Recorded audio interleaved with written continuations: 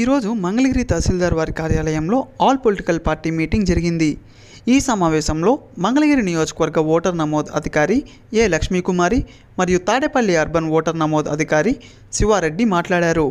ఈ సమావేశంలో తెలుగుదేశం పార్టీ ప్రతినిధులు గోవాడ దుర్గారావు, పాపులూరి సతీష్ కుమార్, వైఎస్ఆర్ పార్టీ ప్రతినిధి మునగాల మల్లేశ్వరరావు, సిపిఎం పార్టీ ప్రతినిధి జొన్నాదుల వీర్రాఘవులు, భారతీయ జనతా పార్టీ ప్రతినిధి కాండ్రు భానుకిషోర్, కాంగ్రెస్ పార్టీ ప్రతినిధి గొల్లి సాంబశివరావు తదితరులు పాల్గొన్నారు. చేర్చుకోవాలంటే ఫామ్ 6 అప్లై చేసుకోవాలి. అదే విధంగా ఫామ్ డిలీట్ ఓట్ తీసేయాలంటే ఫామ్ 7 అప్లై చేసుకోవాలి. అదే విధంగా కరెక్షన్ గానీ ఏదైనా ఒక చోట నుంచి ఇంకో చోట షిఫ్ట్ చేసుకోవాలన్నా ఫామ్ 8 దరఖాస్తు చేసుకోవాలి. ఆ దరఖాస్తు చేసేటప్పుడు మా బిఎల్ఓ చెప్పిన విధంగా ప్రాపర్ ఎక్స్పోజర్స్ ఇచ్చి మాత్రమే వాటిని అప్లోడ్ చేస్తే మీకు వెంటనే దాన్ని అప్లోడ్ చేయడానికి అవకాశం ఉంటుంది. Date of birth certificate proper గా లేకపోయినా, ఫోటో సరిగా లేకపోయినా, లేదంటే మీరు అడిగిన కరెక్షన్ అనేది ప్రాపర్ ఎవిడెన్స్ తో పెట్టకపోయినా కూడా ఆ క్లెయిమ్ ని రిజెక్ట్ చేయాల్సి వస్తుంది. కాబట్టి దయచేసి ఓటర్స్ అందరూ కూడా గమనించి దానికి సంబంధించిన డాక్యుమెంట్స్ అనేది ప్రాపర్ గా అప్లోడ్ చేసి చేయాలి. అదే విధంగా మీరు ఇక్కడ సాధారణ నివాస అయి ఉంటే మాత్రమే ఇక్కడ మీరు నివసిస్తూ ఉంటే మాత్రమే మేము ఓటు ఇవ్వగలుగుతాం, ఇక్కడ షిఫ్ట్ చేయగలుగుతాము. దయచేసి అర్థం చేసుకోండి. అదేవిధంగా ఇక్కడ నివసించకుండా ఎక్కడో ఉంటూ మాత్రం మీరు కనుక దరఖాస్తు చేసినట్టు వాటిని కూడా చెక్ చేయడం జరుగుతుంది. ఈ యొక్క గమనికనే మీరు పరిగణలోకి తీసుకొని అందరూ కూడా మాకు సహకరించాలని చెప్పి పేరు విజ్ఞప్తి చేస్తున్నాను. ఈ మీడియా వారికి కూడా మరి ఈ యొక్క ఇన్స్ట్రక్షన్స్ ని ప్రాపర్ గా రిలే చేసి ఓటర్స్ అందరికీ కూడా అవగాహన కల్పించడానికి మీడియా వారికి కూడా ధన్యవాదాలు. మంగళగిరి నియోజకవర్గ ప్రజలందరికీ కూడా నమస్కారం అండి. నేను ఎలక్టోరల్ రిజిస్ట్రేషన్ ఆఫీసర్ అంటే ఓటర్ల నమోదు అధికారిని ఈ మంగళగిరి నియోజకవర్గానికి. ఇంతవరకు ఫైనల్ పబ్లికేషన్ నాటికి మనకి 284 పోలింగ్ స్టేషన్స్ ఉన్నాయండి మొత్తం నియోజకవర్గంలో.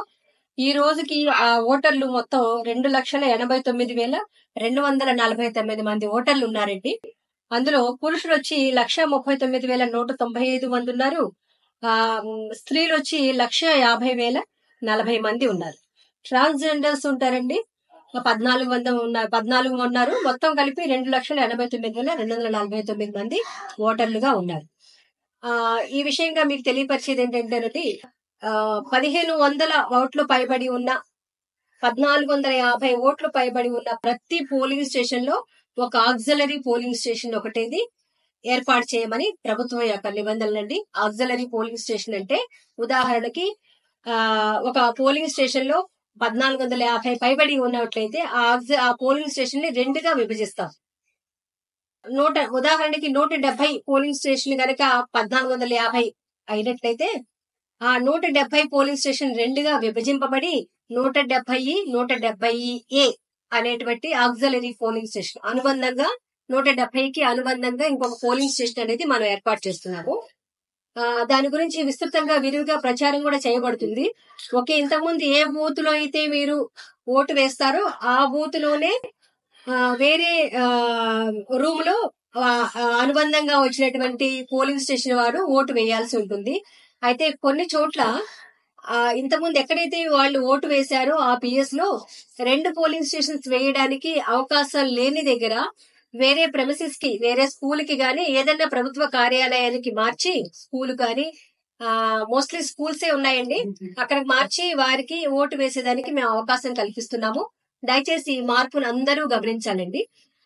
మనకు మొత్తం 14 పోలింగ్ స్టేషన్స్ లో 1,450 పైబడి ఓటర్లు ఉన్న కారణంగా ఇంకొక 14 పోలింగ్ స్టేషన్స్ ని ఏర్పాటు చేసుకుంటున్నాము. మొత్తం 286 ప్లస్ 14 300 పోలింగ్ స్టేషన్స్ అవుతున్నాయి మంగళగిరి నియోజకవర్గంలో. ఇది కాకుండా తాడేపల్లి రూరల్ లో 71 పిఎస్ లో ఇంకొంత ఎక్కువగా ఓట్లు వచ్చే అవకాశం ఉన్నదని సంబంధిత ఏఈఆర్ఓ గారు, బిఎల్ఓ సూచించిన మేరకు ఆ 71 పిఎస్ లో కూడా ఇంకొక ఆక్సిలరీ పోలింగ్ స్టేషన్ పెట్టడం కోసం మేము ప్రభుత్వానికి నివేదికలు సమర్పిస్తున్నాము. కానీ ఆ రోజు నాటికి ఎలక్షన్ అయ్యే నాటికి 1,500 పైబడిగా 1,450 గారికి పైబడి వచ్చేట్లయితే ఆ పోలింగ్ స్టేషన్ ఆమోదయోగం అవుతుంది. ఒకవేళ ఆమోదించినట్లయితే ఆ సవరణని, ఆ మార్పుని అక్కడ ఉన్న ప్రజానీకానికి తప్పనిసరిగా మేము విస్తృతంగా ప్రచారం చేస్తాము. ఆ ఇది ఆక్సిలరీ పోలింగ్ అనుబంధంగా ఏర్పాటు అయ్యే పోలింగ్ స్టేషన్ కు సంబంధించిన వివరాలు 286 ప్లస్ 14 పోలింగ్ స్టేషన్స్ వెరసి 300 పోలింగ్ స్టేషన్స్ అవుతున్నాయి మంగళగిరి నియోజకవర్గంలో. రెండవ అంశం, మనకి త్వరలోనే నోటిఫికేషన్ రాబోతోందండి. వచ్చిన తర్వాత మనం ఎలక్షన్ కోసం అంతా కూడా సంసిద్ధం అవుతున్నాం మేము. ఇంకా కూడా ఎవరైనా ప్రజలు ఓటు హక్కు లేనట్లయితే ఫారం 6 అప్లికేషన్ దాఖలు చేయవచ్చు. ఫారం 6 అప్లికేషన్ తో పాటు తప్పనిసరిగా వారి ఇంట్లో ఎవరికైతే ఇంతకు ముందే ఓట్లు ఉన్నాయో ఆ ఓటు వివరాలను తెలియపరచాల్సి ఉంటుంది. అలాగే డేట్ ఆఫ్ బర్త్ కోసం 10th క్లాస్ సర్టిఫికెట్ గాని, టీసీ కానీ, పాన్ కార్డు గాని తీసుకోవలసి మేము అధికారులకి విన్నవించాం. కాబట్టి తప్పనిసరిగా ప్రజలందరూ సహకరించి ఈ డాక్యుమెంట్స్ ని వారికి అందచేయండి. అలాగే ఫోటోలు సరిగ్గా లేని కారణంగా చాలా క్లెయిమ్లు తిరస్కరించాల్సి వచ్చిందండి. ఏం చేస్తున్నారంటే ప్రజలందరూ కూడా సెల్ఫీలు తీస్తున్నారు. సెల్ఫీలు తీసి రకరకాల యాంగిల్స్ లో ఫోటోలని బిఎల్ఓలకు ఇస్తున్నారు. అది ఉపయోగపడదండి. అలాంటివన్నీ కూడా తిరస్కరించడం జరుగుతుంది. ఫోటో అంటే పాస్పోర్ట్ సైజ్ ఫోటో ఉండాలి. 2x2.5 డైమెన్షన్స్ లో ఉండాలి.